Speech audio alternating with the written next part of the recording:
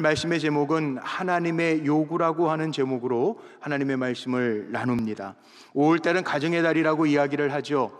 그래서 오늘 말씀은 우리나라 역사 가운데 참 어머니의 사랑과 자식의 그 효를 생각할 수 있는 이야기를 먼저 전해드리면서 이야기를 시작하려고 합니다.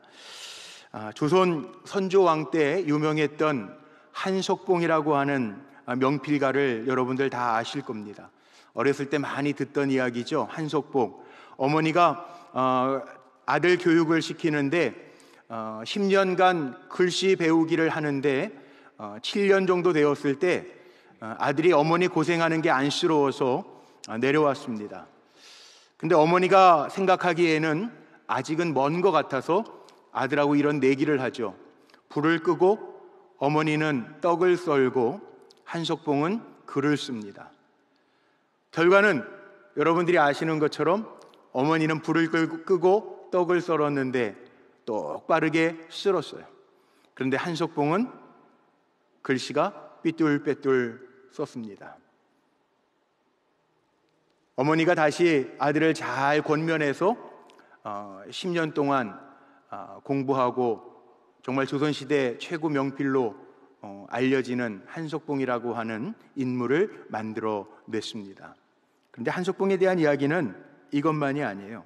실은 어느 날 한석봉은 자기에게만 밥상을 맛있게 차려주고 허기진 배를 어머니는 밥을 먹는 게 아니라 밥 끓이고 남은 그 숭늉만 가지고 배를 채우는 모습을 보면서 마음이 너무 아팠어요. 아들 마음이 그렇잖아요. 그러니까 이래서는 안 되겠다 싶어서 어머니는 홀어머니의 떡장사를 하면서 자식 교육을 시켰는데 마음이 너무 아파서요.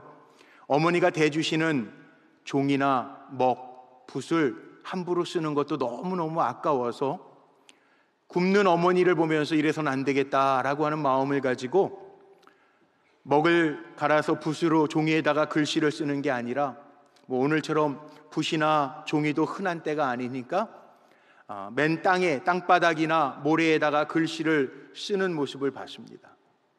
어머니가 종이는 그대로 있고 아들이 땅바닥에다 글씨를 쓰는 것을 보면서 매를 들었습니다. 그랬더니 아들 한석봉이 자초지경을 어머니에게 이야기하죠.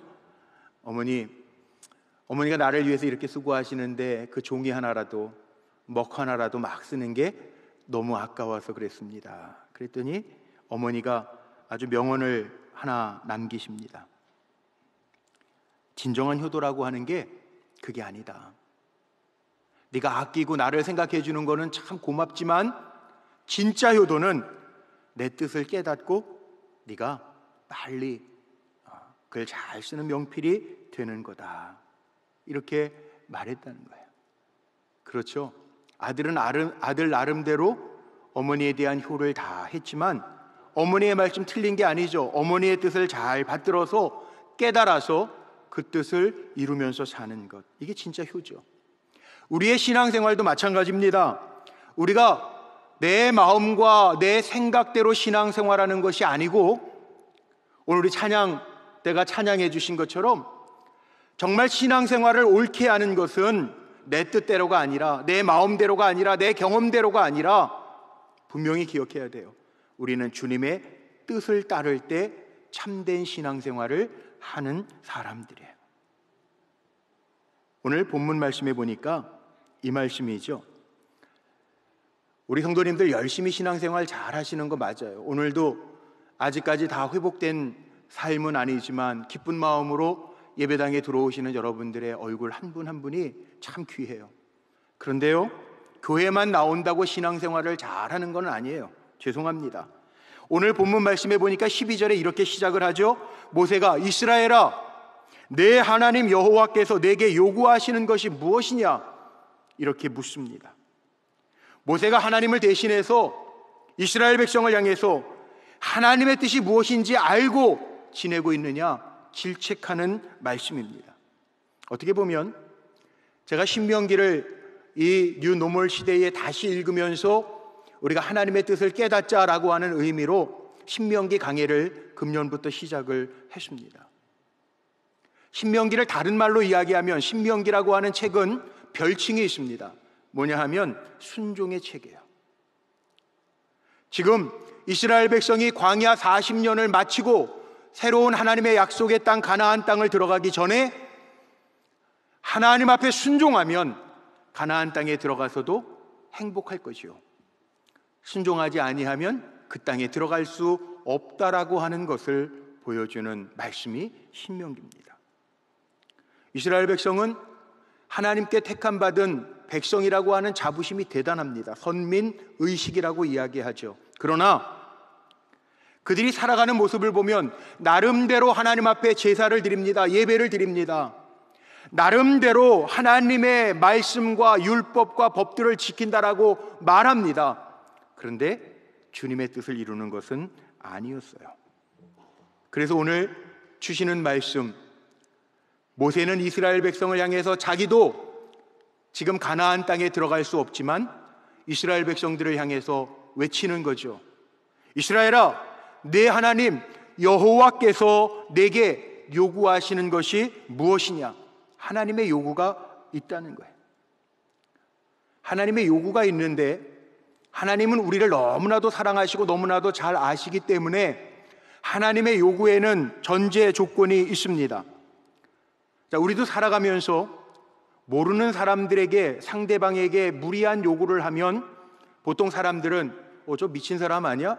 나를 얼마나 안다고 나에게 저런 무리한 부탁을 해? 그러죠. 길을 지나다가 아무나 붙잡고 자기 가족에게 하듯이 요구할 수는 없습니다. 아내는 아내이기 때문에 남편에게 요구할 수 있는 거고요, 남편은 남편이기 때문에 아내에게 또한 요구할 수 있고요, 자식은 자식이기 때문에 부모님에게 요구할 수 있고요, 부모는 자식이기 때문에 자식에게도 너 이렇게 해라 라고 말할 수 있습니다. 그러니까 어떻게 보면 상대방하고 친하면 친할수록, 친밀하면 친할수록, 깊은 관계이면 깊은 관계일수록 요구의 농도는 깊어질 수도 있습니다. 마찬가지로 하나님은 오늘 본문을 보니까 이스라엘 백성을 먼저 사랑하셨기 때문에, 먼저 만물을 창조하시고 그들을 택하셨기 때문에 이스라엘 백성들에게 요구하고 계십니다. 그러니까 어떻게 보면요, 하나님이 우리에게 이렇게 요구를 하신다라고 하는 것의 전제 조건은 이미 하나님이 우리를 사랑하신다라고, 우리를 나보다 더 잘 알고 계시다라고 하는 것을 전제하고 있는 거예요. 그러니까 하나님 우리에게 요구하실 수 있는 거는요, 불행이 아니고요, 축복인 줄로 먼저 우린 믿어야 돼요. 하나님 우리를 사랑하시고 우리에 대한 기대치가 있다라고 하는 말씀이에요. 그렇기 때문에 하나님의 요구에는요, 하나님이 우리를 사랑하시다라고 하는 것을 전제하고 있기 때문에 우리는 그 하나님의 요구에 잘 반응해야죠. 성경에 보면 하나님이 요구하시는 것이 있어요. 모든 만물을 창조해 놓으시고 하나님이 인간이 혼자 독초하는 것이 보시기에 좋지 않아서 아담의 뼈를 취하여 하와를 만드시고요, 아담과 하와에게 하나님 요구하시는 장면이 나오죠. 뭐가 나옵니까? 내가 만든 이 아름다운 에덴 동산에 모든 실과를 너희가 먹을 수 있으나 동산 중앙에 심어놓은 선악과는 먹지 마라. 이 하나님의 요구예요. 그런데 어려운 요구도 아니었는데 아담은 하나님의 요구를 들어주지 못했기 때문에 자신만이 아닌 인류에게 죽음이라고 하는 것이 들어왔습니다. 어떻게 보면 하나님의 요구를 순종할 때는 하나님이 복을 주시는데 그 하나님의 요구에 우리가 잘못 반응해서 불순종하면 우리에게는 죽음이 들어온다는 거예요. 죄에 대한 결과가 들어온다는 거예요. 하나님의 요구에 우리 잘 반응해야 돼요. 하나님은 아브라함에게도 요구하셨어요. 먼저 하나님이 아브라함을 택하셔서 내가 너로 하여금 큰 민족을 이루겠다 하나님 약속하셨고, 하나님은 그 약속대로 아브라함에게 정말 아브라함이 낳을 수 없는 아들을 낳을 수 있도록 만들어 놓으셨고, 하나님이 요구하십니다. 그 아들을 내게 번제로 바쳐라. 아브라함이 어떻게 했습니까? 정말 하나님의 요구를 받아들여서 이삭을 모리아산에서 번제로 드리려고 할 때 하나님께서 그 요구에 순종하는 아브라함을 보시고 하나님이 결국은 그 큰 약속, 하나님의 신뢰를 얻은 아브라함을 통해서 하나님은 큰 민족을 이루셨습니다. 오늘 하나님이 이렇게 전제하고 계십니다. 하나님 요구를 아무에게나 하시는 거 아니에요? 하나님 나에게 반응하기를 원하시는 요구를 주실 때는 이미 나를 사랑하시고 하나님의 약속을 이루시기 위하여 요구하신다라고 하는 것을 우리는 믿고 가야 돼요. 오늘 본문을 보십시오. 오늘 하나님이 이스라엘 백성에게 요구하시는 것이 무엇이냐? 그러고요 12절과 13절 말씀해 보니까 아주 분명하고 명확하게 하나님의 요구를 알려줍니다. 뭡니까? 5가지가 나오는데 12절과 13절 말씀해 보면 첫째는 하나님을 경외하라는 거예요. 사랑과 존경의 마음을 가지고 하나님 앞에 서라는 거예요. 그리고 두 번째는 하나님의 모든 도를 행하라고 하는 말입니다. 도. 우리가 한문으로 길 도자를 쓰지 않습니까? 그러니까 하나님께서 정하신 길을 걸어가라는 거죠. 시편 128편 말씀에 보면 여호와를 경외하며 그의 길을 걷는 자마다 복이 있도다. 하나님의 말씀에 순종하고 그의 뜻에 합당한 삶의 방식을 따라가면서 사는 자가 복이 있다는 거예요. 하나님 내 도에 따라 행하라. 그렇게 하나님께서 요구하세요. 세 번째는 하나님을 사랑하라는 거예요. 우리는 하나님과의 약속의 관계니까 다른 신들 섬기지 말고 오늘 본문 말씀에 있는 것처럼 하나님이 참 신이시요 주인 중에 주인이시니 우리는 하나님만 사랑하라는 거예요. 이게 하나님의 요구예요. 네 번째는 하나님만 섬기라는 거예요. 온전한 마음으로 전 인격적으로 하나님만을 섬기라는 거예요. 다섯 번째는 하나님의 명령과 규례를 지키라. 하나님의 말씀대로 살라고 하나님 요구하셨습니다. 아주 명확하죠. 하나님 우리에게 뭘 요구하시는가를 몰라서 못할 정도가 아니라 오늘 말씀 속에도 하나님 요구하시는 것이 무엇이냐? 그리고 모세가 아주 명확하게 5가지를 증거합니다. 그런데 이 5가지가 하나님의 요구가 하나님의 욕심을 위해서, 하나님의 행복을 위해서, 하나님의 기쁨을 위해서가 아닙니다. 오늘 13절 말씀해 보니까 분명하게 하나님의 요구하시는 이유를 밝히고 있는데 13절 말씀에 내가 오늘 내 행복을 위하여 내게 명하는 명령과 규례라. 내 행복을 위하여. 그러니까 하나님을 경외하라는 것도 우리의 행복을 위하여, 하나님을 사랑하라고 하는 것도 우리의 행복을 위하여, 하나님의 도를 따르라고 하는 것도 우리의 행복을 위하여, 하나님을 잘 섬기라고 하는 것도 우리의 행복을 위하여 이렇게 하라는 거예요. 그런데 문제는요, 이스라엘 백성들이 그 당시에 이스라엘 백성이 하나님의 이 요구를 잘 들어드릴 수가 없었던 점이 문제예요. 오늘 읽은 14절 본문 말씀에 보면 하나님의 요구를 들어드리려면 먼저 하나님의 백성다운 삶을 살라는 거죠. 요구는 관계를 전제로 하고 있어요. 아무런 관계가 없는데 무리한 요구를 할 수 없어요. 나만 사랑하라고 얘기할 수가 없어요. 이미 하나님은 이스라엘 백성하고 약속을 맺으셨어요. 너희가 내 백성이 될 것이요 나는 너희의 하나님이 될 것이라 전제하고 있단 말이에요. 그러니까 다른 요구 듣기 전에 너희는 하나님의 백성다운 삶을 살라는 거죠. 자, 쉽게 얘기를 드리려고 합니다. 우리 어렸을 때 이솝 우화라고 하는 이솝의 우화들, 동물과 빗대어 이야기해 놓은 교훈들을 담아 놓은 책을 많이 보셨죠. 이솝 우화.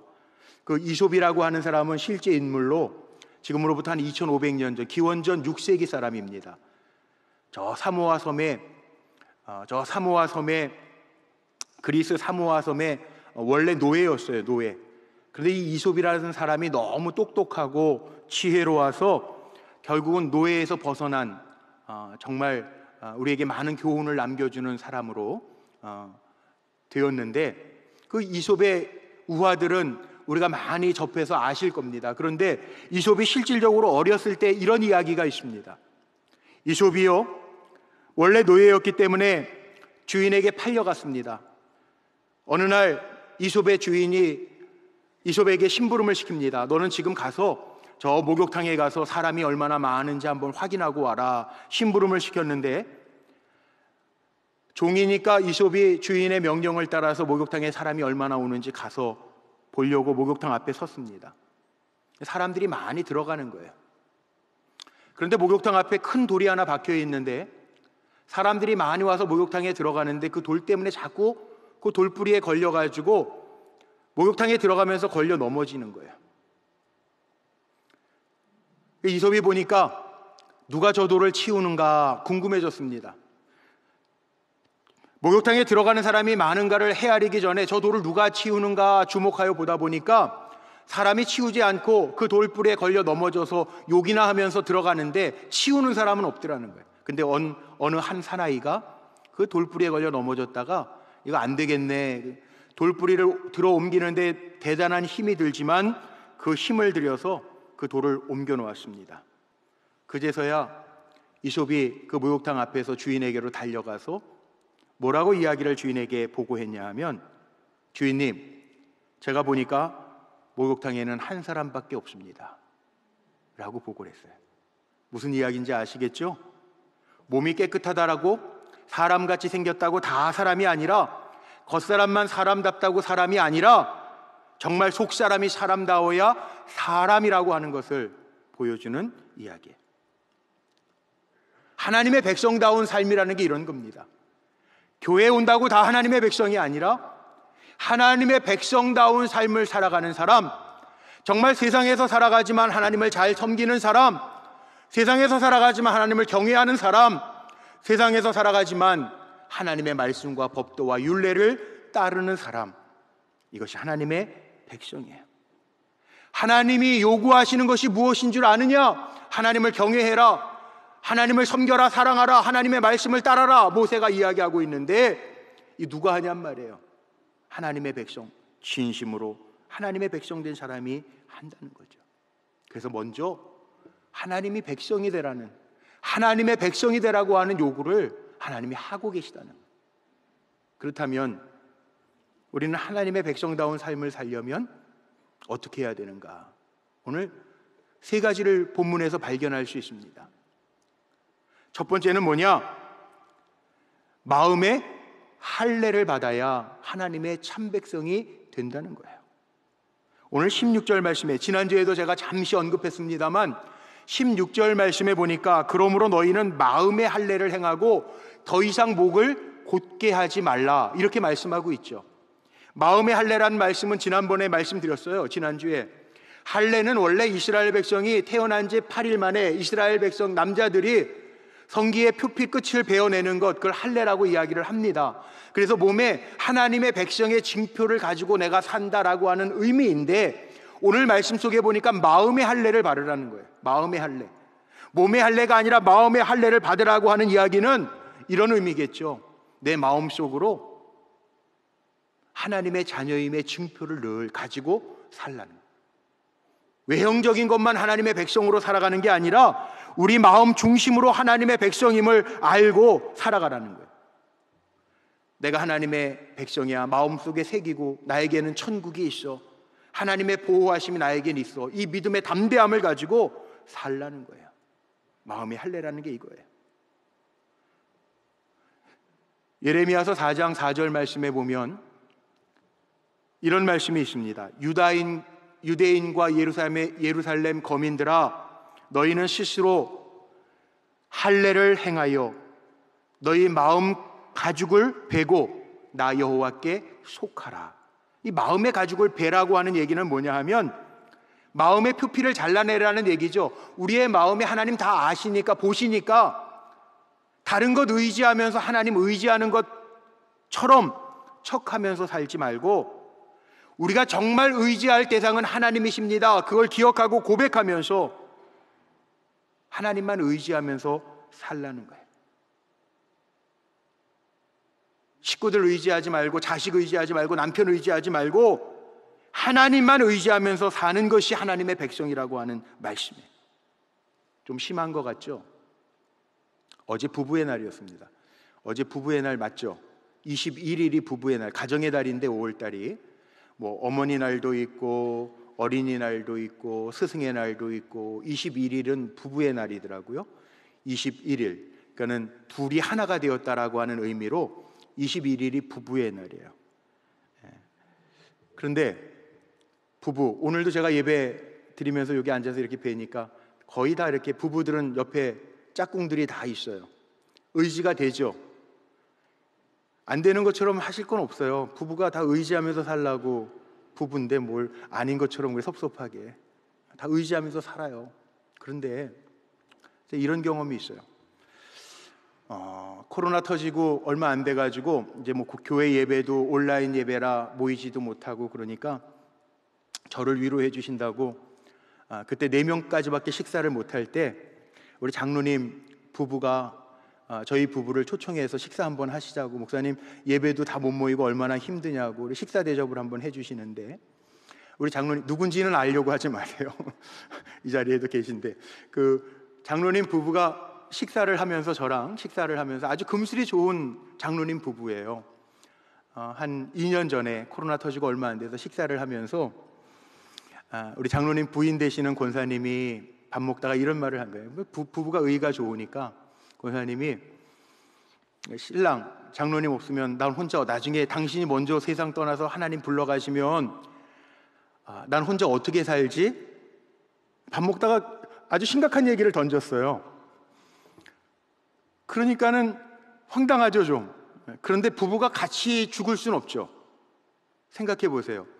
제가 여태까지 살아오면서 이런 부분은 봤어요. 저기 그 의정부 중앙감리교회 그 우리 이광석 감독님, 저랑 호용호제하는 관계인데 그 장모님, 그러니까 사모님의 아버지 어머님이 103세 101세를 사셨는데 제가 본 기억 중에 제일 대단한 부부였는데 103세 101세를 사셨는데요.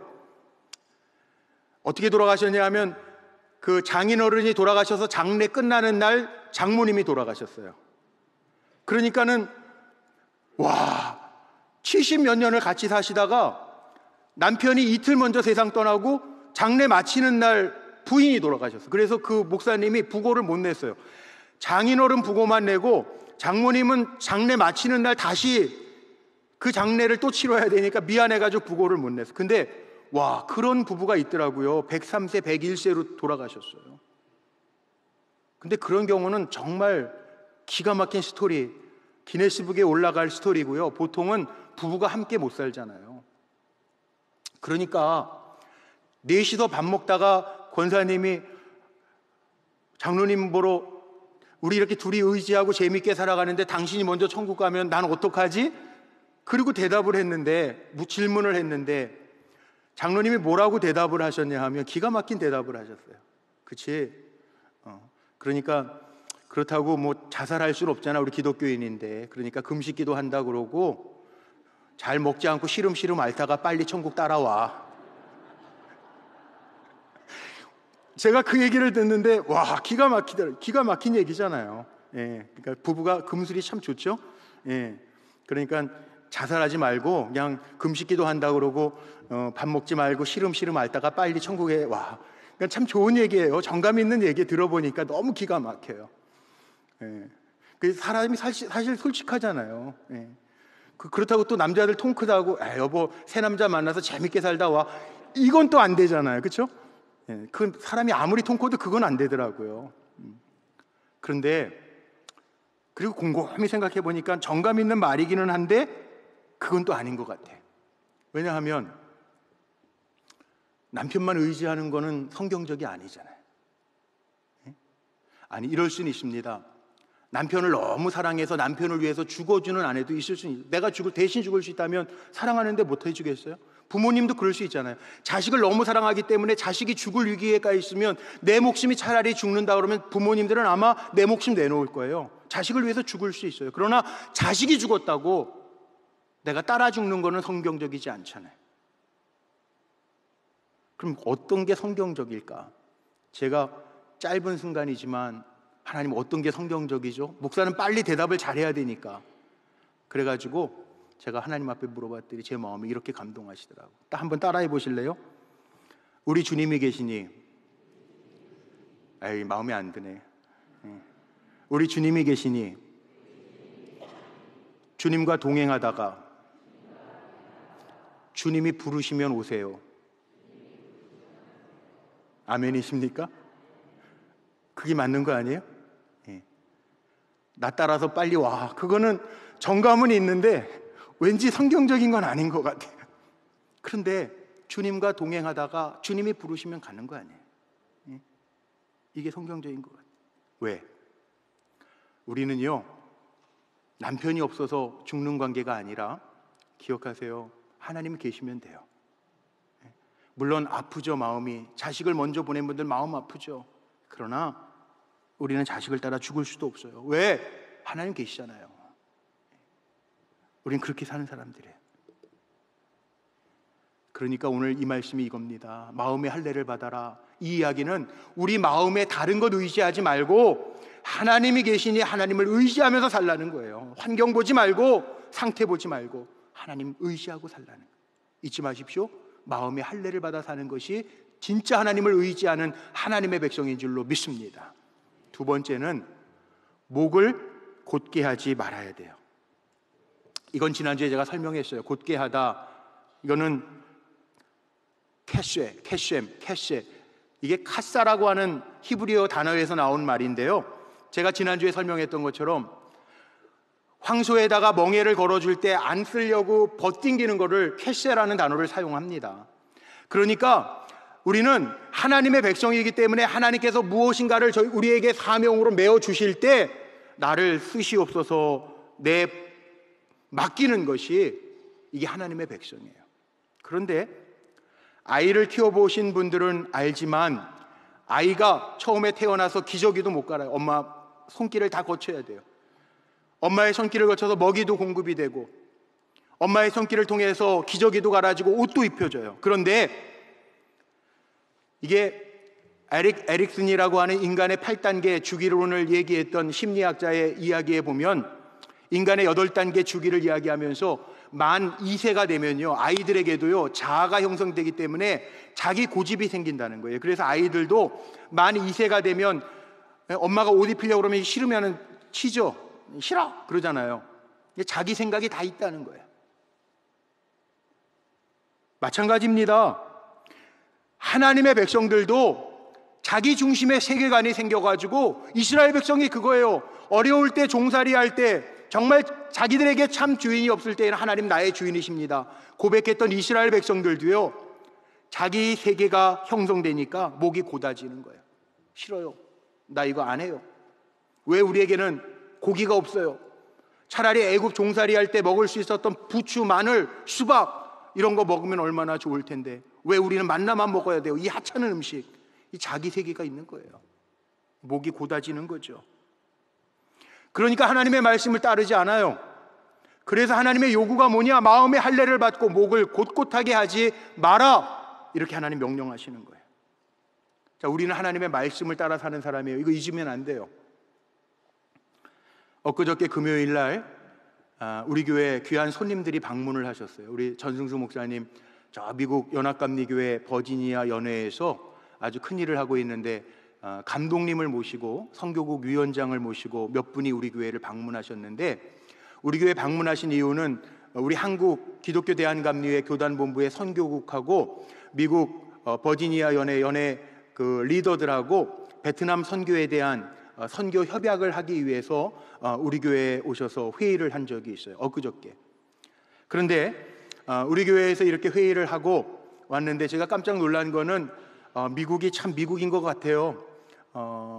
소개를 하는데 보니까 그 감독님이 오셨는데 감독님이 남자분이 아니고, 이 미국 참 대단하죠. 아프리칸 아메리칸이에요. 그러니까는 미국의 최초의 흑인, 그것도 여성이 감독이에요. 감독들 중에 흑인인데 여성이에요. 아, 대단하지 않아요? 그 사진 보시는 것처럼 버지니아 레이스라고 하는 감독님인데요. 회의를 마치고 점심 식사하고 나서 우리 교회에서 이렇게 좋은 회의를 할 수 있게 해주셔서 고맙다고 그 옆에 있는 책이 감독님이, 이 레이스라고 하는 감독님이 쓴 책을 선물로 저에게 줬습니다. 제가 다 읽어보지는 않았는데 서론하고 그 다음에 레퍼런스, 다른 사람이 추천서 써준 그 글을 봤는데, 이 책 제목이 뭐냐 하면 Journey to Transformation, 그러니까는 개혁으로서의 여정, 여행 이런 뜻이겠죠.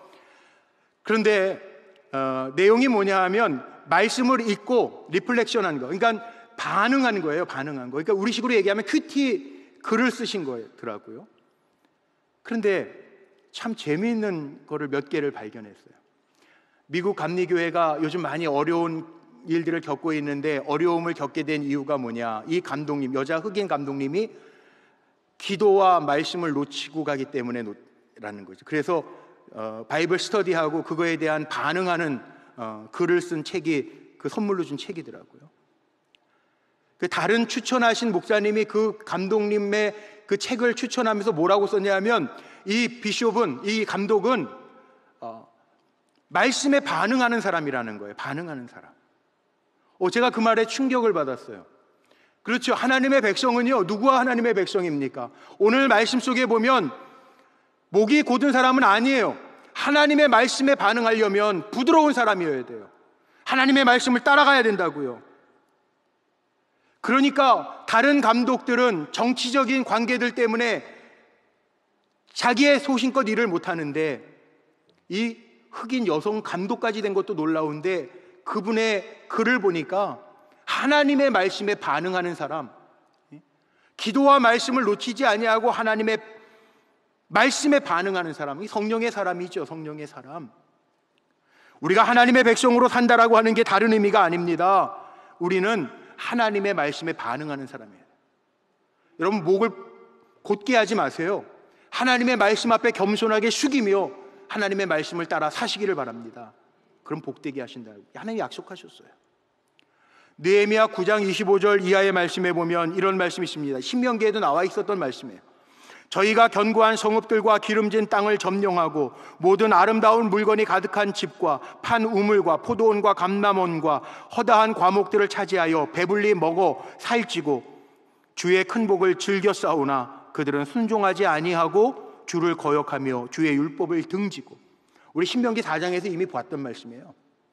모세가 이스라엘 백성에게 너희가 가나안 땅에 들어가서 너희들이 심지 아니한 거 거두고 너희들이 세우지 아니한 집에 들어가서 살게 될 때 하나님 잊지 마라 그랬는데 느헤미야서에 보면 그거 잊어버리고 하나님 등지고 살아서 예루살렘이 다 회파된 거잖아요. 그러니까 목을 곧게 하지 않는다라고 하는 이유는 뭐냐 하면 하나님을 경청하면서 사는, 하나님의 말씀을 경청하고 잘 순종하면서 사는 거, 이게 목을 곧게 하지 않는 거예요. 여러분, 하나님의 말씀에 경청하고 말씀에 순종하며 사시기를 주님의 이름으로 축복합니다. 마지막 세 번째 하나님의 요구가 뭐냐? 하나님을 사모하라는 것입니다. 오늘 20절 말씀에 보니까 재밌는 표현이 하나 나옵니다. 20절 표현에 보면 하나님이 우리를 사랑하셨기 때문에 너희는 그를 의지하고 이렇게 표현되어 있어요. 그를 의지하고. 제가 이 신명기 강해를 하면서 성경 여러 번역본을 보는데 유진 피터슨 목사님이 쓴 책에, 성경책에 보면 그를 의지하고 이거를 이렇게 표현해놨어요. 그를 꼭 붙잡고. 유진 피터슨 목사님은 그렇게 원어 성경을 번역해놨고, 그 다음에 표준세 번역에 보면 하나님과 친근히 하고 이렇게 표현해놨습니다. 오늘 가지고 있는 개역 개정판에 보면 그를 의지하고. 그래서 제가 이 의지하고라고 하는 단어를 옥스퍼드 제가 가지고 있는 주석 성경을 보니까 뭐라고 표현을 했냐 하면 이게 히브리 원어로 한 번만 따라서 해보죠. 따바크. 아주 중요한 단어예요. 따바크. 예, 따바크라고 하는 단어를 쓰는데 이 따바크라고 하는 단어가 성경에 2번 나옵니다. 언제 나오냐 하면 창세기 34장 말씀에 보면요, 따바크라고 하는 단어가 언제 쓰였냐 하면 그 야곱의 딸 디나가 세겜성이 너무 화려해서 거기에 구경하러 갔다가 세겜성에 있는 남자들이 그 디나를 보면서, 야곱의 딸 디나를 보면서 정말 마음에 너무너무 빠져가지고 연모하다가 사고치죠. 그런데 그 연연하였다, 마음에 연연하였다라고 하는 단어가 따바크예요. 따바크. 그러니까 마음에 빠져, 모든 생각이 그 디나에게 빠져드는 거, 그게 따바크예요. 따바크. 그리고 또 한 가지 따바크는 어디에 나오냐 하면 창세기 2장 24절 거기에 보면 부부의 날 얘기했는데 이 연합하다, 그러니까 이러므로 남자가 부모를 떠나 그의 아내와 합하여 둘이 한 몸을 이룰지라. 합하여 할 때 이 합하여가 뭐냐 하면 따바크예요. 따바크. 그러니까 하나님을 사랑한다라고 하는 이 사모한다, 그를 꽉 붙잡는다, 이 의미가 히브리어 말씀을 보니까 더 확실하죠. 따바크, 확실하게 하나가 되어지는 거, 예? 한 몸이 되는 거, 하나가 되어지는 거, 마음을 다 쏟는 거, 이게 따바크예요. 따바크. 제가 3주 전에 대원교회 선배 목사님이죠, 임학순 목사님을 만나서 아침 식사를 같이 초청해 주셔서 아침을 사주셔서 아침을 우리 부부 넷이서 식사를 했어요. 그리고 차를 마시는데 그 선배 목사님이 그러는 거예요. 이제 저도 아들 결혼할 때가 되니까 서로 이제 자식들 얘기하다가 거기는 이제 딸 하나 아들 하나가 있는데 그 임 목사님 선배 목사님이 저에게 그런 얘기를 하더라고요. 야, 딸 참 예쁜데 공 목사는 딸이 없구나. 그러면서 딸이 참 예쁘대요. 그 딸이 자기한테요, 아버지에게 늘 뭐라고 얘기했냐면, 아빠, 난 아빠하고 40될 때까지는 아빠하고 살 거야. 바보같이 목사님 믿었어요. 40될 때까지 자기하고 살 줄. 그런데 뭐라고 얘기하냐면 26살 되니까 만난 지 1년도 안 됐는데 휙 낯떠나가지고 사위인 그놈하고 알지도 못하는 놈하고 결혼해가지고 유학 갔어 그러더라고요. 예? 아빠랑 40될 때까지 살 거야 그랬던 딸이요, 누가 이렇게 소개해줘가지고 만났는데 1년도 안 돼가지고 그냥 아빠 내팽겨치고 그냥 유학 가버렸어, 미국에. 그러면서 뭐라 그러냐면, 그래도 상담학자고 목사니까 그게 맞지 뭐, 성경에 보면 부모를 떠나 남편과 아내가 하나가 되는 게 맞으니까 뭐 그렇게 다 떠나보내는 거지 뭐, 그러시더라고요. 맞아요. 저도 뭐 부부 주일 지나고 성경적으로 보면 성경의 한 몸이다, 부부는. 적극적으로 제가 동감해요. 한 몸이에요, 한 몸, 부부는. 그러니까는 하나로 살아야 돼요, 사랑하면서. 이 따바크가 그 의미예요. 한 몸으로 사는 거. 떨어지면 안 돼요. 떨어지면 비참해져요. 저는 이민 목회하면서 기러기 아빠들을 많이 봤잖아요. 이게 뭐냐 하면, 제가 2000년대 초반서부터 2011년도까지 있었기 때문에 그때 참 조기 유학으로 유명해가지고 기러기 아빠들이 많았고, 엄마들이 아이들 데려와가지고 유학 와가지고 아이들 돌보는 엄마들이 많았어요, 우리 교회 안에도.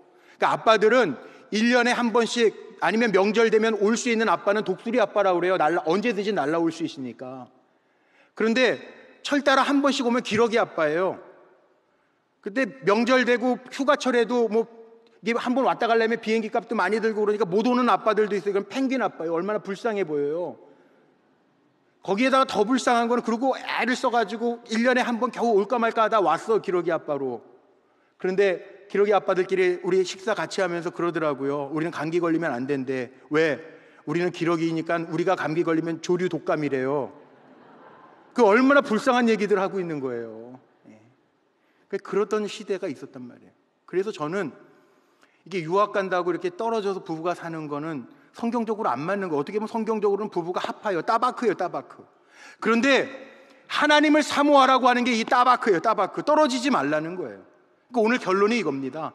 하나님과 떨어지지 마세요. 하나님의 요구가 뭐냐 하면 따바크예요, 따바크. 앉았다가 일어날 때에도 하나님 생각하고, 자다가 아침에 일어났을 때에도 오늘 뭐하지가 아니라 하나님 나에게 생명 주셔서 감사합니다, 하나님을 먼저 생각하는 거. 이게 따바크예요. 오늘 말씀을 정리하고 마칩니다. 주님께서 요구하시는 게, 모세가 5가지를 얘기했지만 이게 겉으로만 사랑하고 섬기고 말씀을 따르라고 하는 것이 아니라, 하나님의 진정한 요구는 우리가 하나님의 백성답게 진심으로 마음의 할례를 받아서 세상을 향하던 마음이 하나님을 향하여 돌아서서 목을 곧게 하지 말고 하나님을 사랑하되, 어떻게 사랑하라고요? 따바크. 그렇죠, 따바크. 다시 한번 따라해 볼까요? 따바크. 따바크라고 하는 말은 마음을 다 쏟아서 사랑하라는 거예요. 따바크. 따바크라고 하는 말은 그 아내와 합하여 부부가 하나가 되듯이 하나님과 따바크 사랑하라는 거예요. 오늘 잊지 마세요, 따바크. 오늘 다른 거 다 잊어버리셔도, 아까 얘기했던 무슨 뭐 남편이 먼저 가면 시름시름할 때 이런 것만 기억하지 마시고요. 다시 한번 따바크. 시작.